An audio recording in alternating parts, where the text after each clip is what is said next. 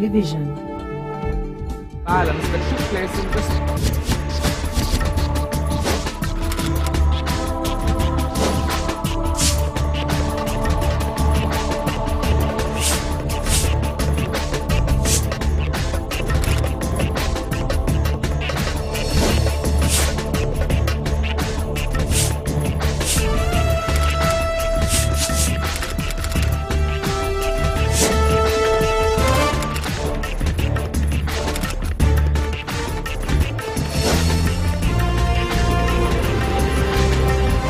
வணக்கம். ஊடகங்கள் எமது வாழ்வில் பல்வேறு தாக்கங்களை செலுத்தி வருகின்றமை மறுக்க முடியாதாகும். பல்வேறு ஊடகங்களின் ஊடாக நாளாந்தம் பல செய்திகளை நாம் உள்வாங்கிக் கொள்கிறோம். இந்த செய்திகள் எவ்வாறு எங்கிருந்து பெறப்படுகின்றன என்பது குறித்து நாம் அலட்டிக் கொள்வதில்லை.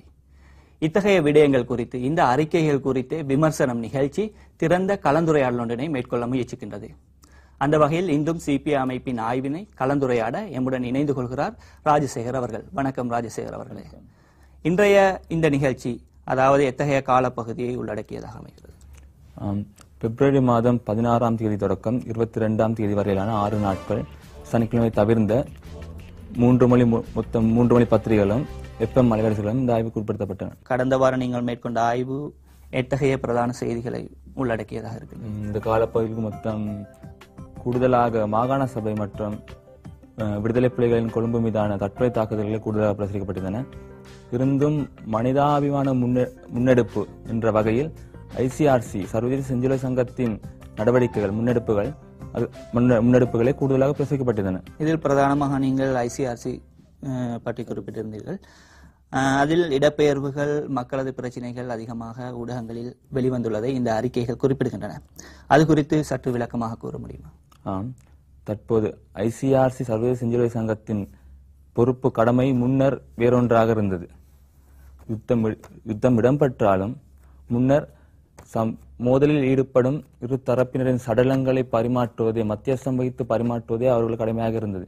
ஆனால் இப்பொழுது பொதுமக்களுக்கு, சிவிலியன்ஸ்களுக்கு, அப்பாவி தமிழர்களுக்கு காயப்படும் போது அவர்களை மீட்டு பாதுகாப்பான பகுதிகளுக்கோ வைத்தியசாலைகளில் சேர்ப்பதோ தற்போது அவர்களுக்கு முக்கிய கடமையாக இருக்கின்றது. அந்த வகையில் தற்போது வன்னியில் தற்காலிக மருத்துவமனையான புதுமாத்தலன் பகுதியிலிருந்து அங்கிருந்து கப்பல் மூலம் திருகோணமலைக்கு ICRCயின் உதவியுடனே, ICRCயின் அனுசரணையுடனே காயமடைந்தவர்கள் கொண்டு வருகிறார்கள்.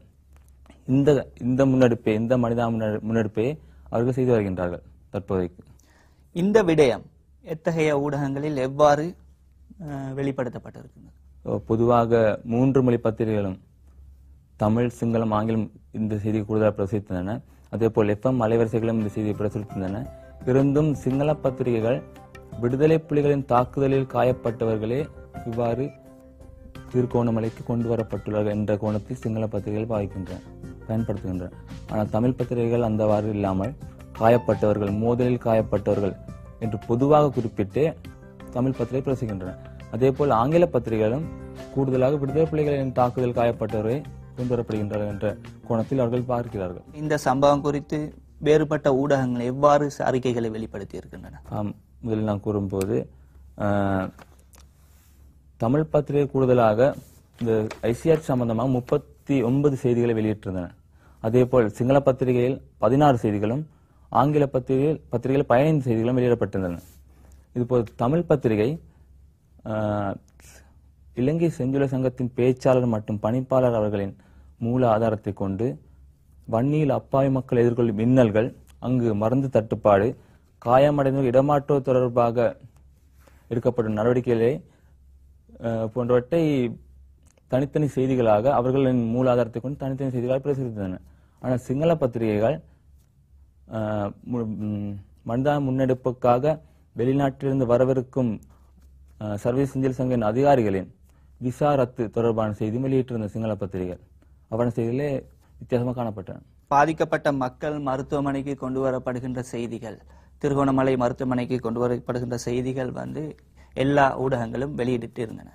ஆனால் இந்த ஊடகங்கள் வெளியிட்ட விதம், எண்ணிக்கை வித்தியாசப்படுகின்றனவா? அதில் ஏதாவது மாற்றங்கள் காணப்படுகின்றன? முக்கியமாக குறிப்பிட வேண்டிய விடயம், புதுமாத்தலம் தற்காலிக வைத்தியசாலையான புதுமாத்தலம் பகுதியிலிருந்து திருகோணமலை கொண்டு வரப்படும் நோயாளர்களின் காயமடைந்தவர்களின் எண்ணிக்கையில் மிக மிக வித்தியாசம் காணப்படுகிறது. மிக மிக வித்தியாசம் தமிழ் பத்திரிகை, சிங்கள பத்திரிகை, ஆங்கில பத்திரிகை மூன்றிலும்.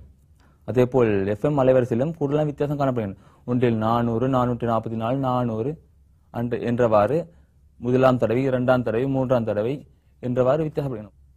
இவர்கள் இந்த செய்திகளை எந்த ஆதாரத்தை, இந்த மூலாதாரத்தினை அடிப்படையாக கொண்டு செய்திகளை வெளியிட்டிருக்கிறார்? முக்கியமாக தமிழ் பத்திரிகை, ICRC பேச்சாளர், இலங்கை செஞ்சிலுவை சங்கத்தின் பணிப்பாளர், அதனுடைய பேச்சாளர் மற்றும் கிழக்கு மாகாண சுகாதார அமைச்சர், சுகாதார அமைச்சு, பொதுவாக சுகாதார அமைச்சு ஆகியவற்றின் மூலாதாரத்தை கொண்டே தமிழ் பத்திரிகைகள் செய்தி வெளியிடுகின்றன.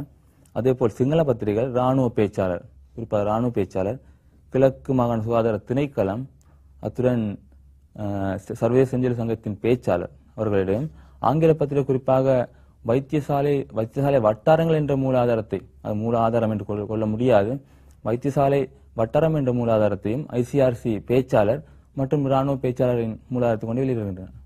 இந்த செய்திகளை வெளியிடுவதில் ஏன் எண்ணிக்கைகளில் மாற்றங்கள் காணப்படுகின்றன? ஒரே மூலாதாரத்தினை இவர்கள் அடிப்படையாக கொண்டிருந்தால் ஏன் இத்தகைய மாற்றங்கள் செய்திக்கு செய்தி வித்தியாசப்பட வேண்டும், ஊடகங்களுக்கு ஊடகம் வித்தியாசப்பட வேண்டும்?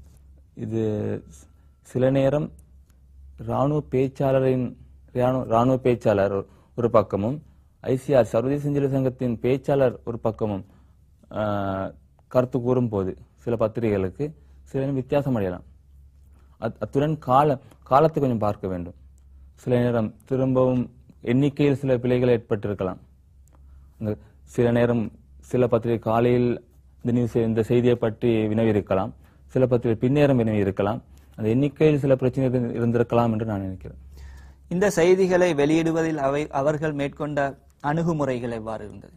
அவர்கள் அதன் முன்னர் கூறியது போல காயமடைந்தவர்கள், அங்கு காயமடைவர்கள் விடுதலை புலிகளின் தாக்குதலாலே காயப்படுகின்றன என சிங்கள பத்திரிகைகள் பிரசுரிக்கின்றன. எந்தெந்த பத்திரிகைகள் அவ்வாறான வித்தியாசத்தை கூற முடியும்? குறிப்பிட முடியாத ஒன்று, சிங்கள பத்திரிகை பெயர்களை குறிப்பிட முடியாத ஒன்று பொதுவாக சிங்கள பத்திரிகை பிரசுரிக்கின்றன. அத்துடன் ஒரு சிங்கள பத்திரிகை மட்டும் புதுமாத்தலன் தற்காலிக வைத்தியசாலையில் தினந்தோறும் பெருமளவான நோயாளர்கள், காயமடைந்தவர்கள் சேர்க்கப்படுகிறார்கள் என்றும் அவர்களுக்கு தேவையான மருந்து தட்டுப்பாடு காணப்படுகிறது என்றும் ஒரு சிங்கள பத்திரிகை, ஒரே ஒரு 18ஆம் தேதி வெளியான ஒரே ஒரு சிங்கள பத்திரிகை மட்டும் ICRC பேச்சாளர், சர்வதேச செஞ்சிலுவை சங்கத்தின் பேச்சாளரின் மூலாதாரத்தை கொண்டு ஒரு செய்தி வெளியிட்டிருந்தன. ICRCயின் செயற்பாடுகள், அதாவது யுத்த பிரதேசத்தில் எவ்வாறு இப்போது நடைபெற்றுக் கொண்டிருக்கின்றது? இப்போது அதே போல் காயமடைந்தவர்களை அவர்களது கடமையாக பிரதானமாக இருப்பது காயமடைவர்களை திருகோணமலைக்கு, அதாவது பாதுகாப்பான பகுதிகளுக்கு கொண்டு வருவது, அவர்கள் கப்பல் மூலம் கொண்டு வருவது அவர்கள் பிரதான கடமையாக இருக்கின்றது, பணியாக இருக்கின்றது. அவர்களது பணியை மேற்கொள்வதில் அவர்கள் எத்தகைய தடைகளை அல்லது எத்தகைய சிரமங்களை எதிர்நோக்கின்றனர்? இது தொடர்பில் ஊடகங்கள் எத்தகைய கரிசனை காட்டியிருந்தது? முக்கியமாக நான் பார்த்தளவில் தமிழ் பத்திரிகைகள் பாதுகாப்பு உத்தரவாதம் அவ்வாறு வன்னிப்பகிலிருந்து தற்காலிக வைத்தியசாலையான புதுமாத்தலன் வைத்தியசாலையிலிருந்து திருகோணமலை கொண்டு வரும் போது பாதுகாப்பு உத்தரவாதம் இரு தரப்பாலும் வழங்கப்பட வேண்டும். அரசாலும் விடுதலை புலிகளாலும் பாதுகாப்பு உத்தரவாதம் வழங்கப்பட வேண்டும். இருந்தும் இவர்கள் இருதரப்பினிடையே இழுத்தடிப்புகள் சில நேரம் ஏற்படலாம். இதன் போது அவர்கள் சில சிரமங்களை எதிர்கொள்ள நேரிடும். முதற் தடவையாக உங்களது இந்த ஆய்வில் வானொலி அலைவரிசைகள் உட்படுத்தப்பட்டிருந்தன. இந்த பத்திரிகை ஆய்வுகளுக்கும் வானொலி செய்திகளுக்கும் இடையிலான வேறுபாடு எவ்வாறு இருக்கிறது? செய்திகளை வெளியிடுவதில் அவர்கள் கை கொண்ட விதம் எவ்வாறு இருக்கின்றது? நாங்கள் இம்முறை மொத்தம் 7 FM அலைவரிசைகள் ஆய்வுக்குட்படுத்தினோம். தமிழில் 2, சிங்களத்தில் 4, ஆங்கிலத்தில் ஒரு அலைவரிசையும். இந்த அலைவரிசைகள், குறிப்பாக இந்த அலைவரிசைகள் செய்திகள் குறித்த சிறு காலத்தை கொண்டே செய்திகள் வெளியிடப்படுகின்றன. ஆகவே இந்த மனிதாபன முன்னெடுப்பு எந்த ஒரு செய்தியோ நிமிட கணக்கிலே செய்தி வெளியிடப்படுகின்றன. ஆகவே தமிழ் பத்திரிகை பொறுத்தவரை பத்திரிகை விரிவாக விளக்கலாம் ஒரு செய்தியை. ஆனால் அலைவரிசை FM அலைவரிசையிலோ குறுகிய காலப்பகுதியிலே செய்தியை வெளியிடலாம். அந்த வகையில் தமிழ் பத்திரிகைகளில் வெளிவராத ஒரு செய்தி FM அலைவரிசை வெளிவந்திருந்தது. ஆஸ்திரேலிய தூதுவரின் மூலாதாரத்தை கொண்டு $4 மில்லியன் $4 இடம்பெயர்ந்த மக்களுக்காக, காயப்பட்ட மக்களுக்காக அவர்கள் வழங்கியிருக்கிறார். இந்த செய்தி தமிழ் பத்திரிகைகளோ சிங்கள பத்திரிகைகளோ ஆங்கில பத்திரிகை வெளியிடப்படவில்லை. இந்த செய்தி FM அலைவரிசையில் மட்டுமே வெளியிடப்பட்டிருந்தன. அதுவும் குடும்ப அலைவரிசை. மூன்று எஃப்எம் அலைவரிசைகளை கொண்ட குடும்ப அலைவரிசைகளிலே இந்த செய்தி வெளியிடப்பட்டிருந்தன. அதே நேரம் இந்த பாதிக்கப்பட்ட மக்களது பிரச்சனைகளை வெளிப்படுத்துவதில் ஊடகங்களுக்கு கடந்த காலங்களை விட ஏதாவது முன்னேற்றங்கள், அவர்கள் சென்று அவர்களது நிலைமைகளை பார்த்து செய்தி வெளியிடக்கூடிய வாய்ப்புகள் அதிகம் காணப்பட்டதா? இந்த ஊடகவியலாளருக்கு இன்னும் நலன்புரி நிலையங்களுக்கோ திருகோணமலை காயப்பட்டவர்கள் சேர்க்கப்பட்டுள்ள வைத்தியசாலைக்கோ இன்னும் உட்செல்வதற்கு அனுமதிக்கவில்லை என்றே செய்திகள் வெளிவருகின்றன. அரசாங்கம் உட்செல்ல அனுமதிக்கவில்லை என்ற செய்திகள் வெளிவருகின்றன. எமது நிகழ்ச்சியில் கலந்து கொண்டு ஊடகங்கள் தொடர்பான பல்வேறு விடயங்களை கலந்துரையாடிய ராஜசேகர் அவர்களுக்கு நாம் நன்றியை தெரிவித்துக் கொள்கின்றோம். நல்லது, இவ்வளவு நேரம் நாம் கலந்துரையாடிய பல்வேறு விடயங்களை உங்களுக்காக ஒரு தொகுப்பாக இப்போது வழங்குகின்றோம்.